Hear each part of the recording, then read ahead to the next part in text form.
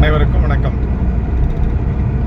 இந்த பள்ளத்தாக்கு, காஷ்மீர் பள்ளத்தாக்கில் நடந்த படுகொலை குறித்து பொதுமக்களாகிய இந்திய மக்களாகிய நாம் தெரிந்து கொள்ள வேண்டியது ஒன்றே ஒன்றுதான்.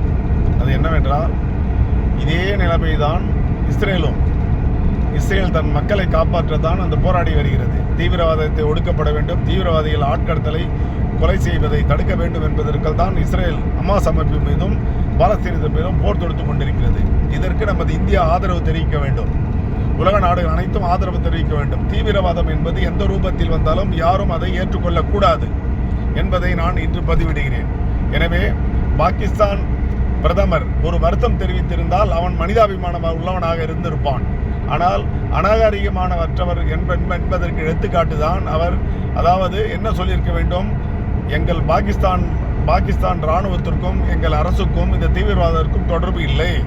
அவர்கள் தனிப்பட்ட ஒரு இயக்கமாக எங்கோ மறைந்து கொண்டு செயல்பட்டு கொண்டிருக்கிறார்கள். இதற்கு இந்தியாவிலே இப்படிப்பட்ட நிலைமையை ஏற்படுத்தி அந்த தீவிரவாதிகளை சட்டத்தின் முன்பாக கொண்டு வந்து இந்தியாவில் ஒப்படைக்கப்படும் என்ற அறிக்கையை விட்டுவிட்டு எல்லையிலே இராணுவத்தை குவித்து இராணுவத்தை தாக்க முற்பட்டு ஆகாய மார்க்கமாக இந்திய விமானங்களும் கடல் மார்க்கமாக இந்திய கப்பல்களும் வணிகம் போகக்கூடாது என்ற அந்த தீவிரவாத தலைவன், அதாவது பாகிஸ்தானில் தீவிரவாத தலைவன் என்பவன் தான் இன்றைக்கு அங்கே ஆட்சி அமைத்துக் கொண்டிருக்கிறான். தீவிரவாதத்தை ஆதரிப்பவர்கள் தான் அங்கே ஆட்சி அமைக்க முடியும்.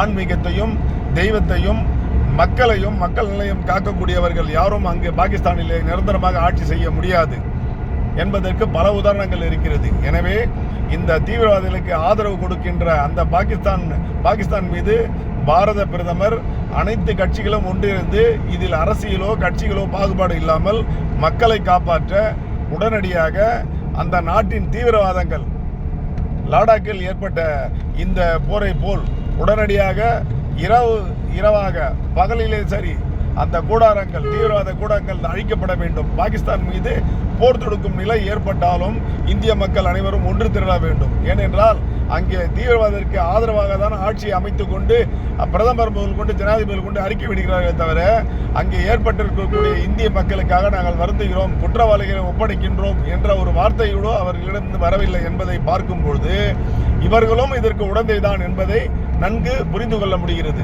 எனவே அதனுடைய பாகிஸ்தானுடைய வர்த்தக போக்குவரத்தோ அல்லது உதவிகளோ அல்லது அந்த நாட்டு மக்கள் நம் எல்லையை தொடுவதோ நாம் அந்த எல்லைக்கு செல்வதோ இருக்கக்கூடாது என்பதை வலியுறுத்தி மீண்டும் வலியுறுத்துகின்றேன்.